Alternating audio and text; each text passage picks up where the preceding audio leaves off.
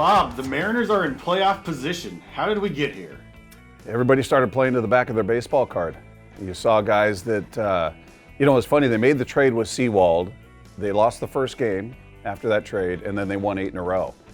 And then you started seeing on social media and Twitter, like, I guess Jerry knows what he's doing, and Justin knows what they're doing, and these guys are really contributing. And you look at what they did, it really played no part in that 8-game winning streak. I think between the two of them, I looked it up last night, they might have had 4 hits with no RBIs in that 8. And this isn't a knock on them. This is just to prove the point that it was the guys that were already on this roster that came to life. It wasn't the new guys came in and infused this energy and were producing.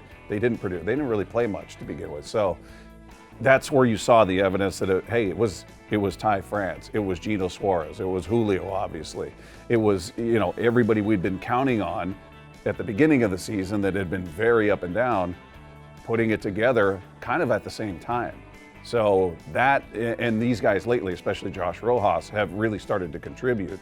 But prior to that, it's really about the guys that have been here the whole time, again, playing up to the back of the baseball card. It's just that simple.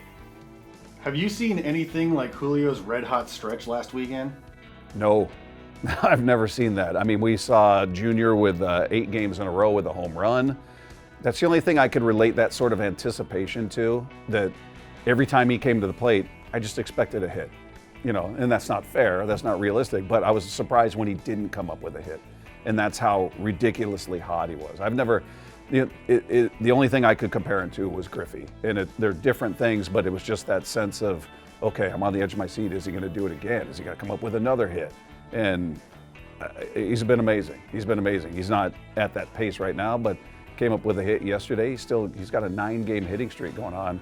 Another guy who's playing to the level everybody expected him to play. And at that point, during that stretch, obviously exceeding it. Which role players have you enjoyed watching during this recent hot stretch? Boy, that's a good question. Caden Marlowe is really kind of just sneaky solid. He's emotionless. He's got zero expression on his face. Everything he does is quiet. But he's been very solid defensively. He's come up with some timely hits for him. He's cooled off a little bit, but I've really there wasn't a lot of fanfare about Cade Marlowe. Didn't really talk about him a ton. He's just kind of come up and done his job. Dylan Moore's had a couple of hot moments out there. I guess you look at Rojas and Canzone as well as role players, because they're not everyday players. They're not in the lineup every day. Lately, Rojas has been fantastic. He was actually able to get a bunt down, which I've been told by people on social media is almost impossible.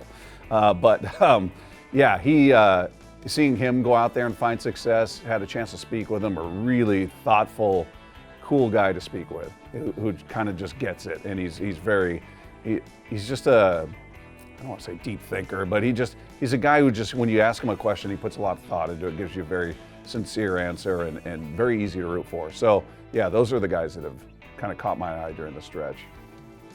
How do you feel about the state of the pitching staff? Little concerned. We were talking about it before. What are they going to do as the season winds down, because they had an innings limit on Brian Wu and Miller. So how are they going to remedy that? And they were talking about a 6-man rotation. Emerson Hancock was maybe going to be part of that. Now he's no longer part of anything. He's done for the year. And I don't know what their limits are with Wu and Miller.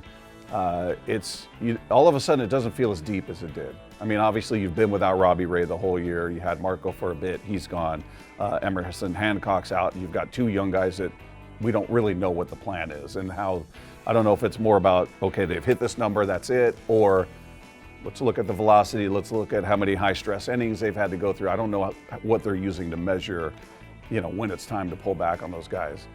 But the idea of a 6-man rotation doesn't feel realistic. I don't know who they throw in there if that's the case. I don't feel like it's an embarrassment of riches the way that it was before. It's still you still have one of the best rotations in baseball, presumably when everybody's healthy, but availability is going to be interesting. I'm going to recycle one from a few weeks ago. Are they going to make Jay Buhner proud and win the division? I hope so. I mean, they're a game and a half back going into action today.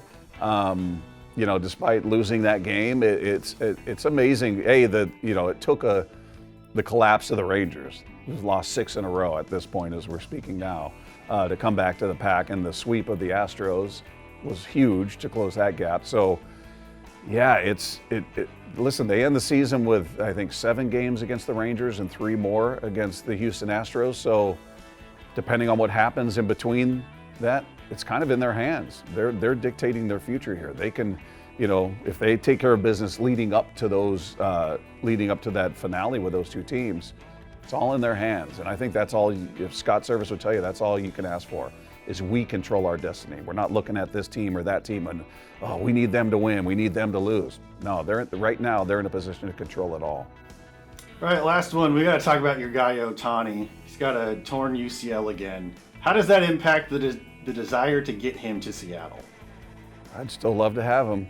Guy hit his 44th home run after his arm was hurting, so he's still a huge threat offensively. You do worry about his availability as a pitcher, and can he be that dual threat that he's been, that made him as unique as he is, that made him a once-in-a-generation player? I'd still take him here in a heartbeat. Now, does his price tag go down? Or do you have a little trepidation going in there? Maybe a little bit, but any team that wanted him before is still going to want him. If his pitching future is clouded, that's going to bring the price tag down. But the guy's still a masher at the plate, and I would take him in a hot second. So I'm still excited for him in a Mariners uniform if that comes to be.